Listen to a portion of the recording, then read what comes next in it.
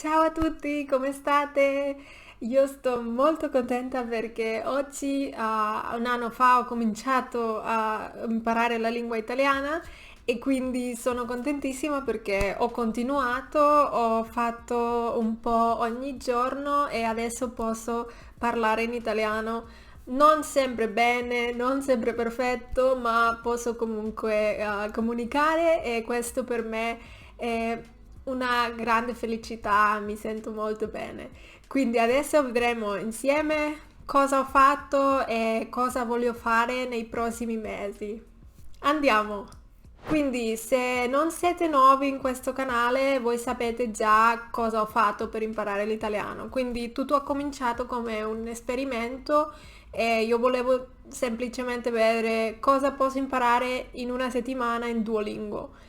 E quindi l'ho fatto e mi sono reso conto che il Duolingo può essere utile, ma penso che sia necessario utilizzare altre risorse anche e ho cominciato a utilizzare il metodo naturale, cioè ho cominciato ad ascoltare input comprensibile in italiano. All'inizio ho utilizzato anche sottotitoli, quindi ho ascoltato e ho letto tutto e dopo con il tempo quindi ho potuto ascoltare semplicemente senza leggere.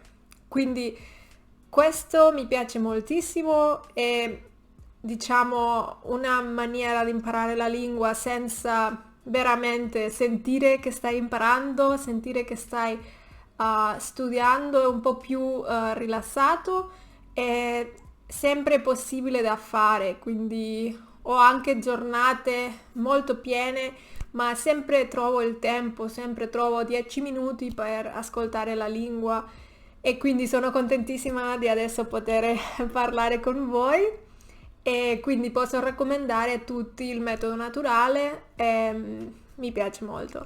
Ho anche guardato film, ho anche ascoltato podcast, quindi quando ho il tempo faccio di più. Spesso faccio solamente 10 minuti, ma quando ho il tempo faccio di più perché mi piace. Quindi sono contenta che veramente ce l'ha fatto, quindi l'ho fatto ogni giorno e questo per me è un orgoglio, quindi sono molto contenta. Sì, cosa succederà adesso?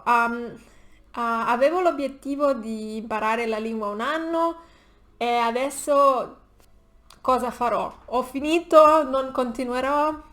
No, mi piace troppo per fermarmi, ma ho pensato cosa posso fare per migliorare il mio italiano e quindi ho avuto un'idea, continuerò con l'ascolto, questo è molto importante per non dimenticare quello che ho imparato già, ma quello che farò anche è un tandem. Ho trovato un ragazzo italiano, lui parla benissimo lo spagnolo, quindi lui ha il livello C2, lui ha vissuto tanti anni in Spagna, adesso no, e lui ha un po' di paura di dimenticare la lingua, quindi lui voleva parlare con qualcuno in spagnolo e io volevo parlare con qualcuno in italiano, quindi è perfetto e una volta alla settimana noi parliamo mezz'ora in italiano, mezz'ora in spagnolo. Quindi è importante non avere paura se l'altra persona parla meglio.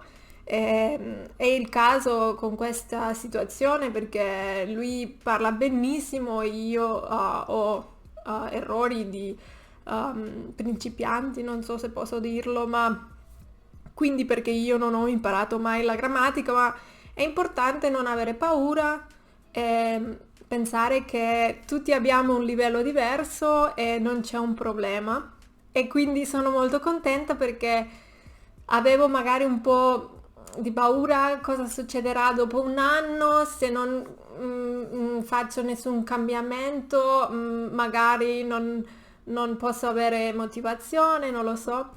E adesso ho una nuova motivazione perché parlerò con qualcuno. Sì. Lo faccio anche una volta al mese con persone nel mio lavoro, ma una volta al mese non è abbastanza, credo. e quindi penso che sia una buona idea.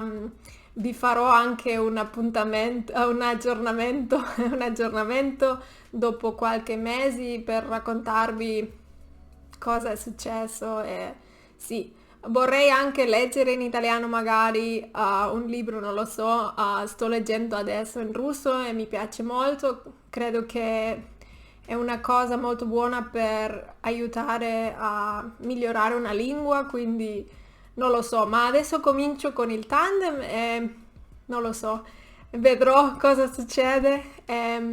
Sì, e un'altra novità è che ho fatto una intervista con Piazza Square.